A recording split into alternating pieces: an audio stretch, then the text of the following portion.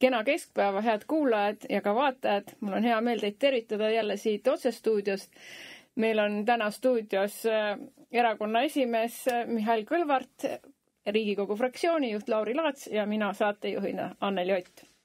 Loomulikult poliitiline elu keeb väga tõsiselt ja me alustamegi kõige, ma arvan, aktuaalsemast teemast, mida kõik vaatajad, kuulajad tahavad teada, on see, et mis siis ikkagi selle Tallinna koalitsiooniga toimub, kuidas me oleme jõudnud täna täpselt sellesse punkti, kus me oleme, et 56,4% valijaid on toetanud Keskerakonna ja Isamaa koalitsiooni ja täna läbirääkimised on alanud ja ole hea, et räägigi, et mis etapis me oleme ja kuidas edasi.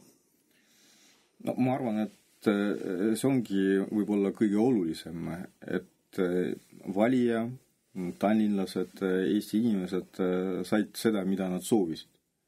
Mitte iga kord see niimoodi juhtub, aga praegu ma arvan, et me saame julgelt öelda, et kaks kõige populaarsemat erakonda nii Tallinnas kui ka Eestis on otsustanud, et nad alustavad koalitsiooni läbirääkimised. Jah, loomulikult see ei sobi meie konkurentidele ja siin viimase ööpäeva jooksul on tulnud väga palju teravaid kommentaare. Mõned nendest minu arvates ei ole eriti korrektsed, aga see käib asja juurde. Nüüd, mis hakkab nüüd toimuma? Koalitsiooni läbirääkimised juba homme on esimene päev.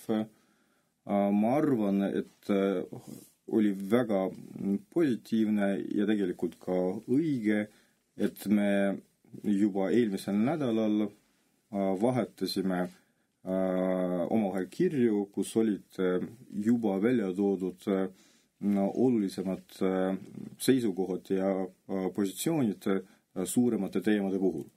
Ehk siis eeltöö on tehtud ja see eeltöö oli ka avalik, ehk siis mitte ainult erakonnad, vaid ka valijad teavad, mis on meie arvamused ja need suunad, mida me hakkame koalitsiooni läbirääkimiste käigus arutama.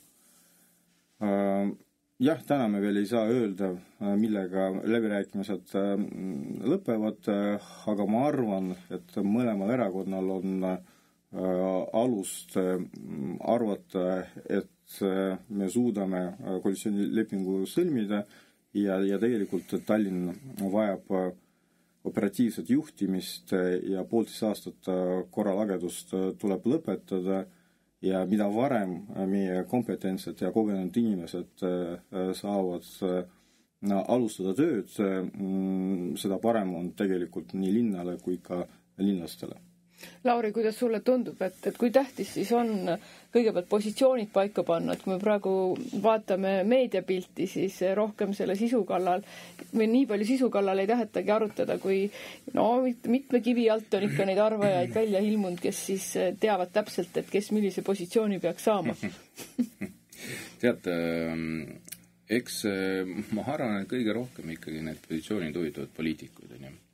Aga praegu on tulnud välja, et kuna ei ole käidud välja ka linnapea kandidaadi nime, et siis kõik järsku on hakanud ka kogu meedia töötama selle kallal ja otsima seda superstaari, et kes siis saab selleks linnapeaks. Ja ma arvan, et iseenesest on väga õige, kui pannakse paika alguses ideoloogia, vaataks üle programmilised vaated, vaadatakse üle, kas on võimalik nagu nii-öelda mõlemad programmid nagu kokku panna või mis sellest on võimalik kokku panna ja selleks ongi nagu läbirääkimised. Ja traditsiooniks on ikkagi saanud, et kõik need lõppfaasis vaadatakse üle kõik ka positsioonid. Et Tallinna puhul on see siis nii abilinnapead, linnapea kui ka linnaosa vanemad. Tõsi ta on, et mõnes mõttes me loome pretsedendi, aga ma arvan, see on ka hea, et praegu algetapis, kui hakkasid siis koalitsiooni läbirääkimised, ei osale potentsiaalne linnapea. Ja see on midagi uut Eesti siis poliitmaastikul. Aga kui me vaatame seda mustrit, mis on siis toimunud, peale valimist sellel aastal, siis me näeme, et väga paljudes kohalikes omavalitsustes, näiteks võtame Pärnu, püütakse luua selline laia pinne siis koalitsioon, kus on hästi palju osapooli ja sinna juurde on pandud veel üks nii-öelda tingimus, et see ka linnapea roteerub. Ja täpselt samamoodi on ju tegelikult ka Tallinna puhul on juba sisse kirjutatud eelkokkuleppena, et see linnapea positsioon roteerub ja alguses ta on siis ühe partneri käes, siis teise poole peal on teise partneri käes ja minu arust see oleks ka nagu nii-öelda hea praktika juurutamine ka edaspidi. Et me teame väga hästi, et meil on siin ka praeguse nii-öelda peale valimisi kohalikke omavalitsusi, näiteks nagu Tartu, kus esimesena asjana, esimesel päeval pandi kohe paika, et kes siis on linnapea ja kellele see kuulub ja siis hakati ehitama kõik üle, panema paika siis ideoloogiat, mis siis linnaelanikud sellest kõik saavad ja nii edasi. Ma arvan, et see ei ole nagu kõige parem näide, aga nii ka on võimalik teha koalitsiooni ja see on mõnes mõttes olnud ka tihtipeale tavapraktika. Aga ma arvan, et mis on kõige olulisem kogu nende läbirääkimiste juures on see, et mis siis selle kohaliku omavalitsuse elanik nagu sellest saab. Mis kasu sellest koalitsioonist tuleb, kas sellest areneb näiteks meie puhul Tallinn ja mis siis tegelikult Tallinna linna elanikud saavad.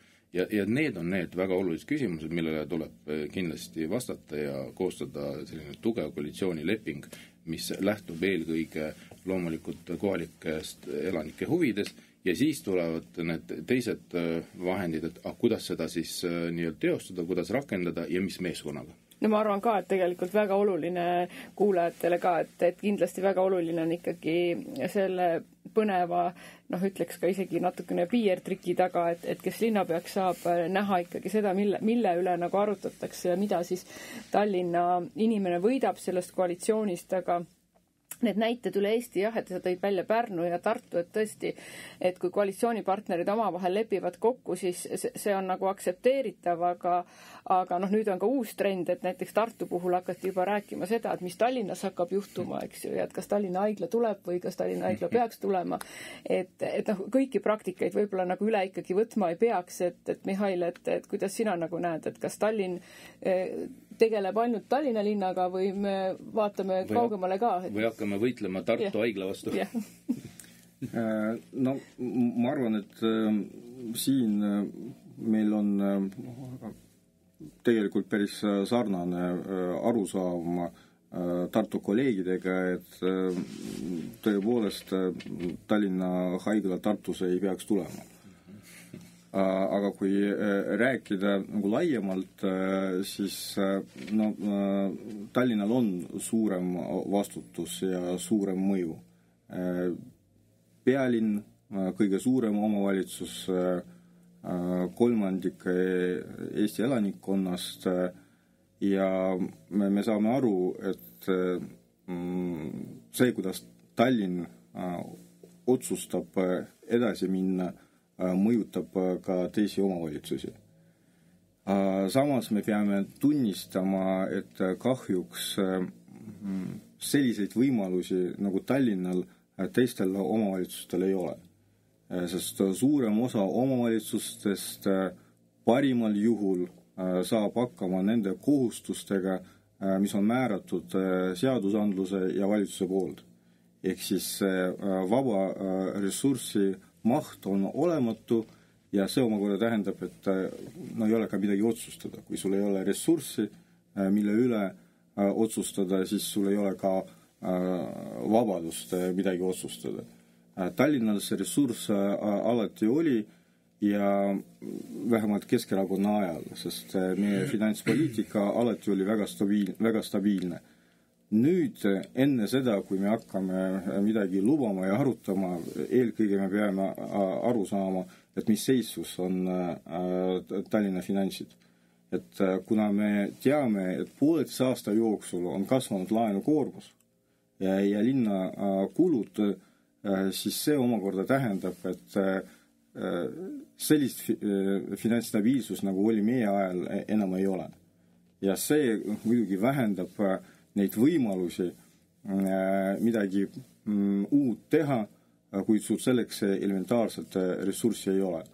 Ehk siis see, mis meid ootab, on üks asi taastamine ja parandamine, aga eelkõige me peame tegelema finantsstabiilsuse taastamisega selleks, et meil oleks ressurss ka suurimaid projekte ellu viia. Me teame, et Tallinn tõmbab inimesi. Ja me kindlasti ei saa pikemas perspektiivis lubada sellist olukorda, et Tallinn ongi terve Eesti. Aga see on juba teine teema, see on regionaalpoliitika ja selle eest vastutab eelkõige riik. Ja siin me peame tunnistama, et tegelikult meil kunagi ei olnud sisulist regionaalpoliitikat.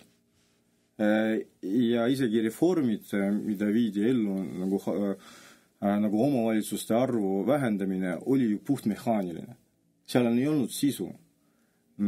Ja tuleviku perspektiivis, kui me soovime, et elu Eesti omavalitsustes säiliks, ma ei räägi isegi sellest, et areneks, vaid säiliks, selleks peab olema ümber korraldatud regionaalpoliitika, isegi mitte ümber korraldatud, vaid loodud. Et see tähendab mitte ainult sihitud investeeringuid ja toetusi, vaid ka maksupoliitikat, kus peaksid olema välja töötatud regionaalsoodustused. Siin peab olema pikaajaline hariduspoliitika, mis oleks suunatud just regioonidesse, et see on väga suur süsteem, mida on vaja läbi mõelda ja ellu viia. No mul oligi tegelikult natuke tagamõttega see küsimus ja sa väga hästi tegelikult sellest said aru, et ma rääkisingi rohkem võib-olla laiapõhjalisest poliitikast, mitte ainult Tallinna linnast ja tegelikult täna on ju 2 erakonda. On Keskerakond, on Isamaa, kelle reiting on kasvavas trendis, keda inimesed toetavad. Ja mina vaatan küll seda praegu niimoodi, et kui Tallinna linnas saadakse see koostöö kokkulepe tehtud, siis tegelikult see vastutuse kandmine ka riigi tasandil, et me näeme, et kuidas pealinn areneb, millised on need strateegilised investeeringud riigi tasandil, millised jäävad pealinna, millised viiakse pealinnast välja, et seda saab ikkagi teha siis, kui on inimeste usaldus ja need sõnumid on selged, et millises suunas siis kogu riik peaks nagu liikuma. Et täna me näeme, et nüüd valitsuse toetus, 2 erakonna toetus on juba alla 13%, et Lauri, sina Riigikogus näed ka seda igapäevaselt, et tulevad ministrid, kes panevad lauda või räägivad puldist väga nagu olulistel teemadel, mis Eesti inimeste elu mõjutavad aastaid ja aastaid, igapäevaselt loomulikult. Ja nende toetus on nagu nii väike, et kuhu veel, et kus see piir on, kus tegelikult võib-olla ei peaks enam olema eetiline sinna pulti tulla ja neid eelnõusid nagu tutvustada? Ei, piir on juba ammu käes. Et selles mõttes, kas neid segab, et neil ei ole rahva toetust praegusele koalitsioonile tööle, ei sega. See on selgelt väljendub igapäevaselt nende suhtumises ka Riigikogus. Me teame ja näeme väga selgelt, kuidas kõiki neid eelnõusi ju tegelikult tutvustatakse. Tihtipeale väga üleolevalt, kui me toome ka seda Jürgen Ligi näitena või siis ka infotunnid, kus osaleb peaminister. Seal on see, et mina ja maailm on suhtumine. Et vaatanud sellele, et neil ei ole mitte mingisugust toetust. Ja nüüd kujutame sellist pilti ette, et kui tulebki selline olukord, kus on vaja võtta väga olulisi otsuseid vastu, ma ei ütle, et kõik, mida me praegu arutame, ei ole olulised, aga me räägime nii-öelda ikkagi kriisisituatsioonist. Ja siis tuleb selles kriisisituatsioonis valitsuse liige, peaminister ja ütleb, et see tehakse pöördumine Eesti rahva poole. Ja mina seda momenti praegune valitsus ei hooma, ei saa aru, et see sõnum, mis sel hetkel sealt tuleb välja, ka sellest see rahvas ei hakka uskuma. Ja see on nagu väga suur probleem. See on tõsine probleem, et millisel viisil siis rahvas ennast mobiliseerib, kui ei ole mitte mingisugust usku sellesse, mis sealt televiisori või see raadiohääle nagu tuleb? No septembris oli meil rahvas teatavasti väga palju kaasa rääkida, ei saa valimiste vahelisel ajal, et ta saab küll oma meelsust näidata, nagu praegu me nägime läbi kohalike omavalitsuste, aga valimiste, aga otseselt siis sekkuda nii-öelda riigi poliitika kujundamisse on päris keeruline. Kuigi septembris esitati ikkagi 100 000 inimese allkirjaga petitsioon Riigikogule, kus nõuti siis toiduainete käibemaksu alandamist, et see on ikka väga-väga tõsine sõnum riigivalitsejatele, et kuidas sellega nüüd edasi on mindud ja kas arutelud Riigikogus juba käivad, et mismoodi siis rahva häält kuulda? Jaa, selles mõttes, et loomulikult, et kui sa oled ka suhtlenud ja ma arvan, ja ma tean, et sa oled suhtlenud väga paljude inimestega üle Eesti, siis peamine küsimus ongi see toimetuleku küsimus, peamine küsimus, et millal toiduhinnad langevad ja üks meede, kuidas toiduhinnad võiksid langeda, ongi siis toiduainete käibemaksu langetamine, mille eest Keskerakond on seisnud kõik need aastad, millal me oleme praegu Riigikogus olnud ja me oleme esitanud ohtrasti ka eelnõus ja mis on järjepidevalt praeguse koalitsiooni ja ka endise koalitsiooni, kus olid sotsiaaldemokraadid, maha hääletatud. Nüüd siis tõesti enne valimist septembrikuus inimesed hakkasid allkirju juba koguma, peaaegu 100 000 allkirja. Ma tean, et kui oleks ka nii-öelda rohkem seda reklaamitud, siis oleks petitsioon kogunud rohkem kui 100 000 häält ka. Et me oleme ka seda kuulnud ja teame, et see nagu nii-öelda ühiskonna ootus ja lootus on hästi suur. Nüüd minu jaoks oli hästi huvitav, et seda ei võetud arvesse ka riigieelarve kujundamisel, mida me praegu menetleme järgmise aasta riigieelarve kujundamisel. Ehk siis tegelikult see juba näitas nagu suhtumist, et oli selgelt tegelikult ju ühiskonna ootus valitsusele, et langetage palun toiduainete käibemaksu. Seda ei tehtud. Oli selge ootus ja lootus, et oleks automaks ära tühistatud. Need on otseselt need maksud, mis igapäevaselt väga suuresti mõjutavad inimeste toimetulekut. Ka selles osas mitte mingisugust suuremat liigutusi ei ole tehtud. Ja siis tuleb meil peaminister ütleb, et see on nagu nii-öelda jõukuse ja siis julgeolekust lähtuvalt eelarve, mida me teile esitame. No mis ei vasta ju tõele. Ja nüüd siis, mis puudutab seda petitsiooni, siis kui see tuli meil Riigikokku sisse, siis ma mäletan väga hästi, kuidas ma seda kommenteerisin. No esiteks ma ütlesin, et seda petitsiooni kindlasti hakata menetlema enne kohalike omavalitsusi. Nii see juhtuski. Teine sõnum oli, et minu poolt, mis sai antud, et vaatame, kas peale valimisi nad üldse julgevad sellega tulla saali. Teatavasti, kuidas petitsiooni menetlus käib. Komisjon arutab läbi, vaatab üle ja kui komisjon otsustab, et selle osas on positiivne nii-öelda tuli, roheline tuli, saadetakse see saali ja siis saal otsustab, mis ta selle petitsiooniga teeb. Siis minu sisetunne ütleb ja vaadates kogu seda praegust valitsuse käitumise mustert ja koalitsiooni käitumise mustert, et see petitsioon isegi ei tule sealt komisjonist välja, mis tähendab seda, et 100 000 inimest, kes on andnud oma hääled sellele petitsioonile, juba selles esimeses etapis, selles samas komisjonis, mis hakkab seda menetlema, visatakse prügikasti. Ja see on konkreetselt näkku sülitamine. Seda ei saa nagu inimestele näkku sülitamine ja seda ei saa teistmoodi nimetada, kui selline nii-öelda koalitsiooni poolt siis otsus tuleb ja mul on sisetunne, et see tuleb. No kui ma vaatan kahetsusega muidugi seda, mida meie lugupeetud peaminister oma sotsiaalmeedias postitab, siis mulle tundub, et tegelikult Riigikogu valimised on käima lükatud, et kui ühel postituses on kätlemine peaministri või selle presidendiga ja siis juba edasi tulevad väga emotsionaalsed fotod kuskilt ajakirjandusest, siis see näitab, et miski on nagu väga nagu nihkes, et ma küsingi, et Mihhail, et kas Riigikogu valimised on alanud ja kuidas Keskerakond praegust tendentsi nagu hindab, et kui me rääkisime sellest toimetulekust, et mis saab olema peamine teema nüüd aasta jooksul, enne kui plakatid tänavatele ilmuvad ja nimekirjad avalikuks saavad, et diskussioon ju juba käib. No üks asi on sisulised teemad, mida poliitikud peavadki pakkuma inimestele enne valimisi ja teine asi on poliittehnoloogia. Ja ma arvan, et Reformierakond ei suutnud midagi uut välja mõelda. On juba praegu näha, sealhulgas ka peaministri postitused seda näitavad, et tuleb jälle selline klassikaline vastandumine.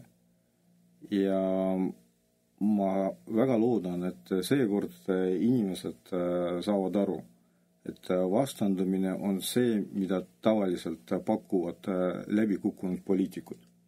Kui erakond on võimul, kui erakonna käes on peaministri portfell, siis see erakond peaks näitama saavutusi, teostatud projekte, arenguid ja seda ei ole. Meie majandus on lammutatud, riigi juhtimise süsteem on lammutatud ja selle taustal nüüd peaminister jälle püüab näidata, kus on vaenlased ja kes on süüdi. Võim peab vastutama tegudega. Et see on minu arvates kuldne reegel. Ja kui ei ole midagi näidata, no siis jah, jälle see sama retoorika. Mis mind paneb muretsema, et kui inimene saab väga selge signaali, et sõltumata tema soovist, sõltumata tema aktiivsusest, niikuinii midagi ei muutu, siis mingi hetk inimene võib otsustada, aga tal ei olegi vaja osaleda selles protsessis. Pole mõtet käia valimistel, pole mõtet näidata aktiivsust, pole mõtet panustada ja järgmine samm ongi, aga milleks riik üldse vaja on. Ja kui 100 000 inimest koguvad allkirju selle mõttega, et nende hääl loeb ja midagi peab riigis muutuma ja vastuseks on ignoreerimine, mitte üks asi, kui Riigikogu menetleks, hääletaks vastu, see muidugi ei ole meeldiv arusaam, et asi ei läinud läbi, aga samas sa näed, et vähemalt riik reageerib. Aga nüüd, kui ka seda ei tule, siis inimestel võib tekkida küsimus, et aga miks ma pean nendes protsessides osalema, miks ma peaksin panustama ja veel üks, milleks sellest riiki on vaja.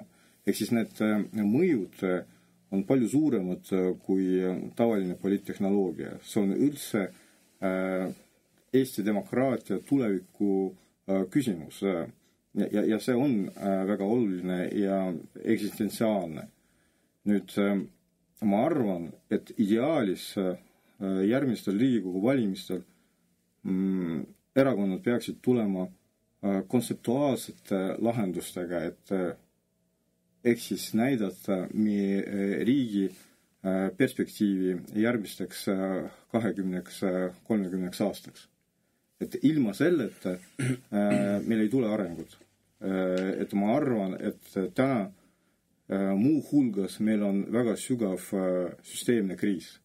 Et tegelikult riik, ühiskond, poliitiline võim ei tea, kuhu me liigume, mis suunas toimub riigi areng ja kas toimub üldse.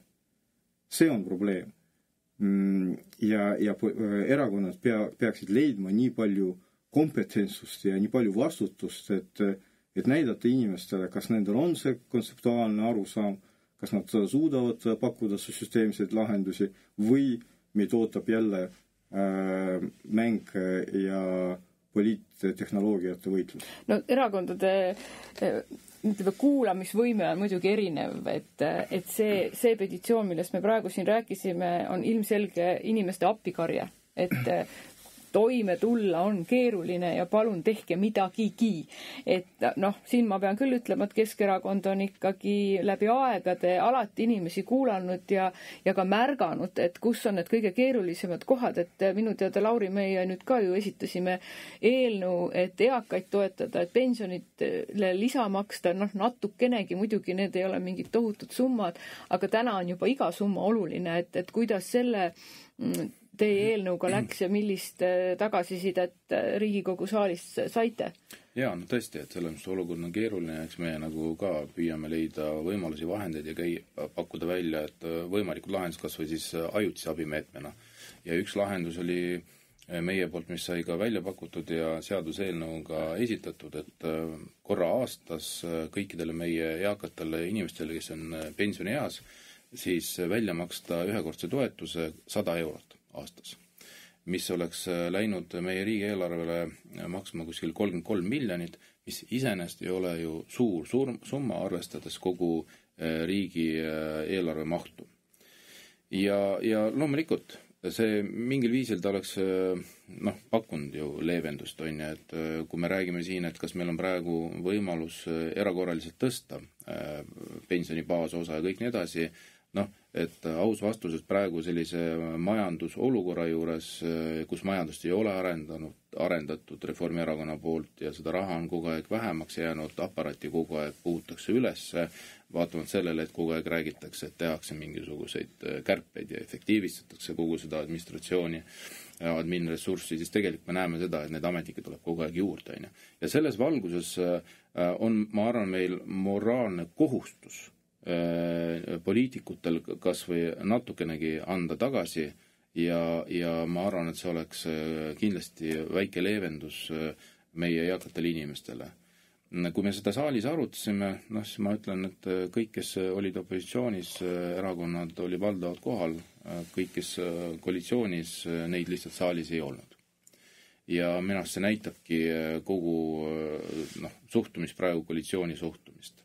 Ja kui ma tõin ka erinevad aspektid välja, miks me seda peaksime kõik tegema, oleme ausad, et meie eakad inimesed on ju selle riigi üles ehitanud, nad on seda hoidnud, nad on meid üles kasvatanud ja siis meie siis ütleme, et kuna me ei ole suutnud riiki korralikult juhtida, me ei ole suutnud majandusega tegeleda, siis me ei saa ka teile midagi pakkuda. Ja on olemas täiesti poliitilised jõud, kes ütlevad, et polegi vaja maksta või siis lõpetame selle indekseerimised ära ja kõik nii edasi.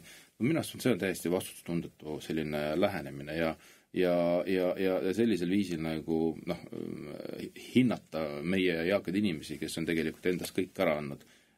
See ei ju, me saame aru, et see ei ole, ei kõlba kuskile. Ehk siis loomulikult, et nii nagu ka alati, kui Keskerakonna olnud valitsus, me oleme hästi palju pannud rõhku just nimelt inimestele, kes on vähem kindlustatud. Me oleme ka omalt poolt, meil on ainuke erakond, kes on tõstnud erakorraliselt pensione. Jah, me oleme selle eest kriitikat saanud, aga teine pool on see, et aga ma arvan, läbi selle meie eakad on saanud ka nii-öelda abi. Praeguse hetkel, kui me tol ajal ei oleks tõstnud erakorraliselt pensione, siis pension ei oleks ka sellises nii-öelda suurus, nagu ta praegu on, mida loomulikult ka ei jätku. Ma arvan, et järgmiste Riigikogu valimiste või juba peatselt tulevate valimiste põhiteema ongi see, et ikkagi poliitikud peavad kõigepealt kuulama oma inimesi. Aga meil on tore uudis teile, et meie tahame täna tänada oma kuulajaid, sest nüüd see saade, mis me tegime, oli juba 100. saade ja meil ei oleks seda mitte kellegile teha, kui ei oleks teid, head kuulajad ja vaatajad. Meil on suurt hea meel, et te olete olnud meiega kõik need 100 saadet, ma loodan, et ka edasi. Ja üks hea asi, mis selle saate juures on see, et siin keegi lihtsalt ei arva, vaid siin on poliitikud, kes igapäevaselt on selle asja sees ja tegelikult teavad, mis nad räägivad. Et ma annan nüüd kiiresti sõna ka erakonna esimehele, aseesimehele, et tervitage meie kuulajaid ja loodan, et me järgmise 100 saate puhul saame seda uuesti teha. Nojah, ma saan aru, et meil on selline ikkagi optimistlik plaan. 100 on tehtud, 100 veel tuleb ja veel üks kord 100. Ja ma loodan, et see meie jutt mõnikord pakub ka mõtlemisainet, et kuidas siis edasi meie riik areneb, meie ühiskond, aga ka Tallinna linn. ja ma arvan, et see, et Tallinn alati oli inimestele abiks ja toeks, peaks olema see poliitika, mida me saame ellu viia ka valitsuses. Aga kas meil tekib see võimalus, seda me saame teada 1,5 aasta pärast, kui toimuvad Riigikogu valimised. Ja ma enda poolt lisan, et ma olen ka hästi palju saanud tagasisidet teie poolt just, et kui me oleme kohtunud just meie vaatajatega tänaval ja mõni on isegi meili kirjutanud tagasisidega, võib-olla kutsukski üles, et kirjutage meile, et kirjutage raadiosse, esitage oma küsimused, võib-olla on sellised teemad, mida me ei ole veel käsitlenud, mis pakuvad teile huvi, ja me kindlasti võtame nad ette ja räägime ka nendest, nii et suured tänud, et olete meiega olnud. Ja selline oligi meie 100. saade. Suur tänu teile ja kohtume juba järgmisel kolmapäeval keskhommikul.